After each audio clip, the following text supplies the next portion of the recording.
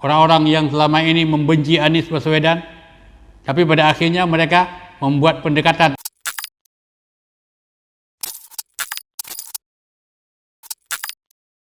Pada kesempatan ini saya akan sampaikan sebuah judul, kenapa takut Anies Baswedan jadi presiden. Ada hal yang sangat menarik. Dalam pembicaraan ini saya akan sampaikan, pada saat Anies Baswedan disebut-sebut, malah diinginkan oleh banyak pihak, terutama kaum muslimin yang ada di Indonesia, untuk menjadi presiden. Tapi setiap isu yang berkenaan dengan presiden yang disampaikan kepada Bapak Anies Baswedan, beliau menjawab, saya sekarang sebagai gubernur daerah khusus ibu kota. Saya sekarang gubernur Jakarta.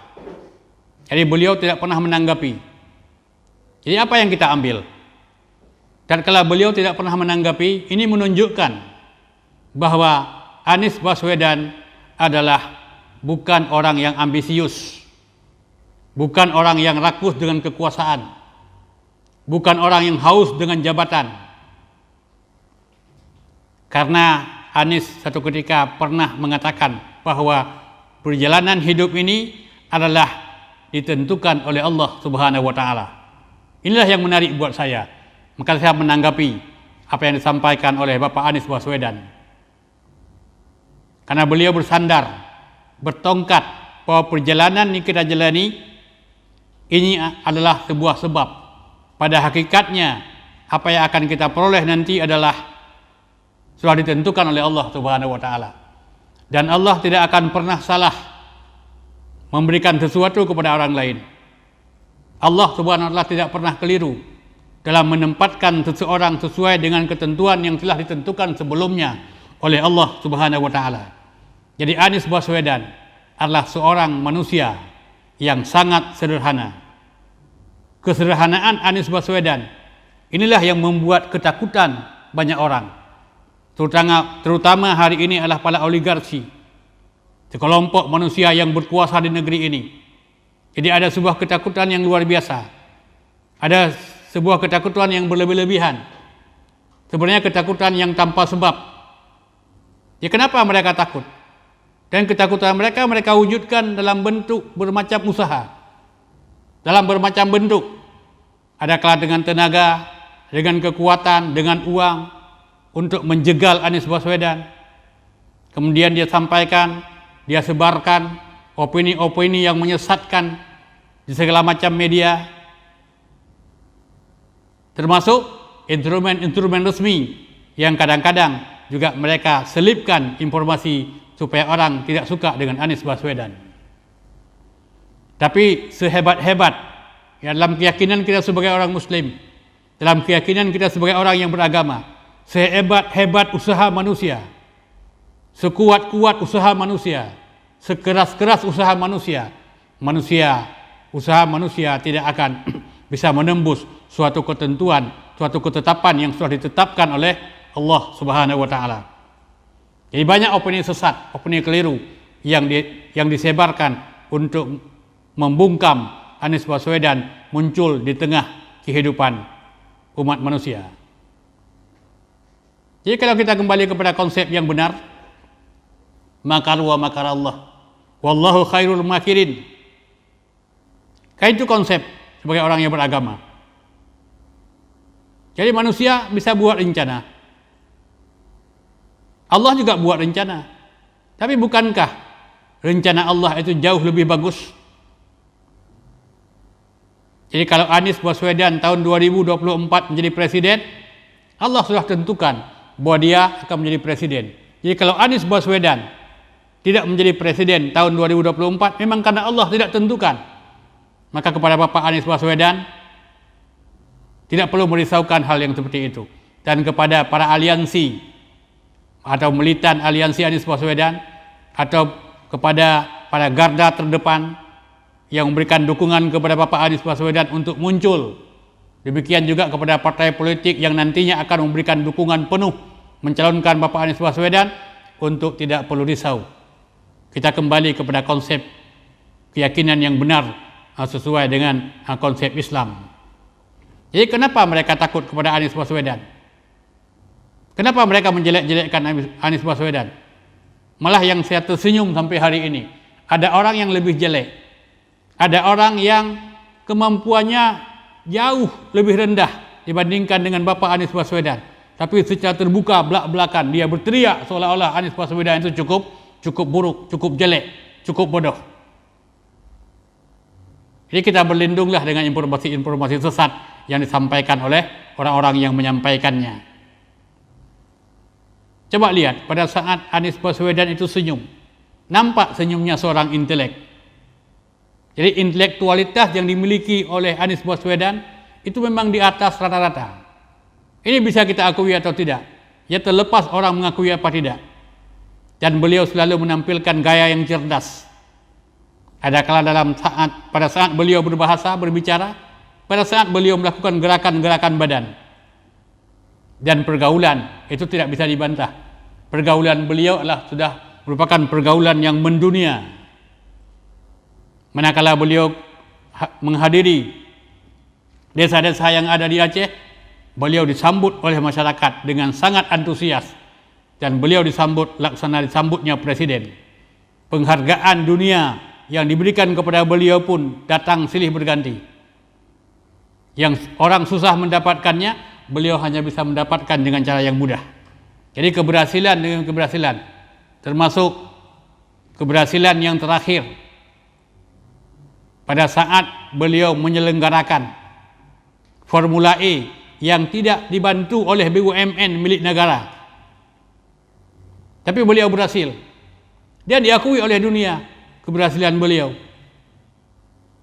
Dan segala macam cemoohan, segala macam caci maki yang dilontarkan oleh orang-orang yang mencemoohkannya, oleh orang-orang yang mencaci makinya, beliau tidak pernah memberikan jawaban. Beliau hanya diam. Karena beliau memahami bahwa itulah kemampuan mereka.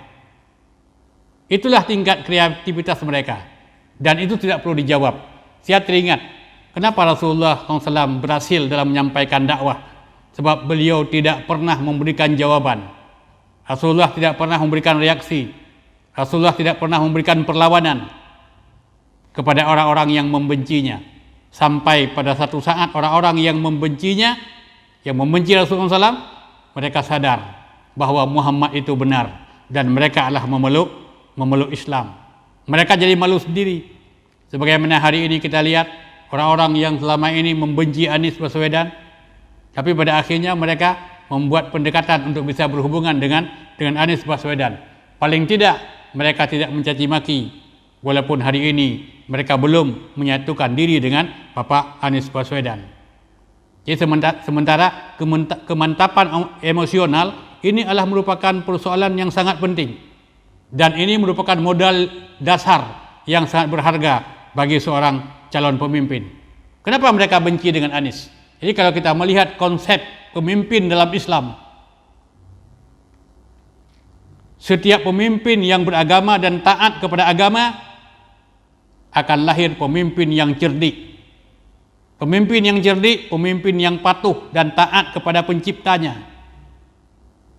Bukan pemimpin boneka, bukan pemimpin robot, bukan pemimpin papan catur. Sebab yang diinginkan oleh Barat, yang diinginkan oleh tokoh-tokoh partai hari ini adalah lahir pemimpin robot, lahir pemimpin papan catur, lahir pemimpin yang bisa didikte.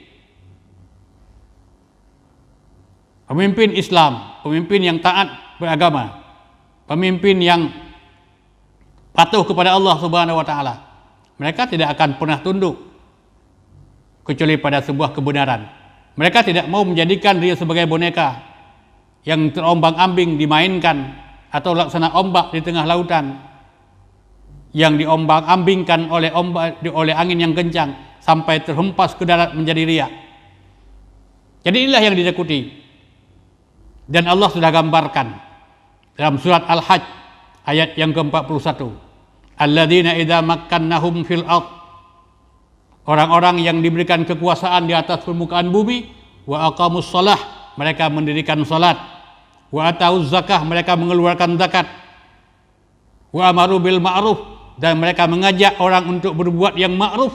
Dan yang sangat menarik pada akhir ayat ini Allah mengatakan walillahi aqibatul umur, dan segala macam urusan diserahkan hanya kepada Allah Subhanahu wa taala.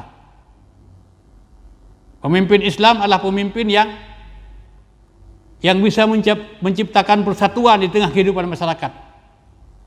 Pemimpin Islam adalah pemimpin yang bisa melahirkan kekuatan karena persatuan yang mereka bangun. Manakala ada persatuan akan melahirkan kekuatan, manakala ada kekuatan maka pemimpin Islam itu akan kuasai dunia. Karena sandaran kekuasaan yang dimiliki adalah Allah Subhanahu wa taala. Maka pemimpin yang cerdik, pemimpin yang taat kepada Allah, pemimpin yang menjaga nilai-nilai agama selalu dibimbing dan selalu dibina oleh Allah Subhanahu wa taala.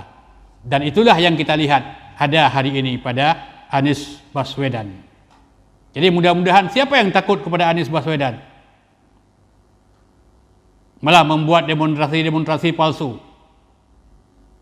dengan membawa bendera kalimah la ilaha illallah yang direkayasa penuh dengan segala macam fitnah.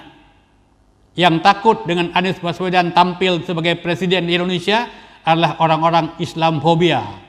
Siapa Islamfobia? Orang yang tidak mengenal Islam dengan sesungguhnya, lalu mendatangkan kebencian, mendatangkan ketakutan yang luar biasa kepada Islam. Jadi itulah orang yang disebut dengan Islamfobia, yang dikecam oleh Perserikatan Bangsa-Bangsa sampai PBB menetapkan tanggal 15 Maret 2022 adalah Hari Islamfobia, mengecam orang-orang yang memahami Islam separuh-separuh, memahami Islam sepotong-sepotong, menuduh Islam dengan bermacam tuduhan. Jadi mudah-mudahan umat Islam yang benar, umat Islam yang taat kepada Allah, tidak ada satupun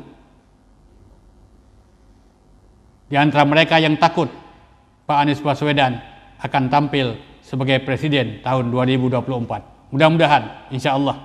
Demikian, semoga ada manfaat. Assalamualaikum warahmatullahi wabarakatuh.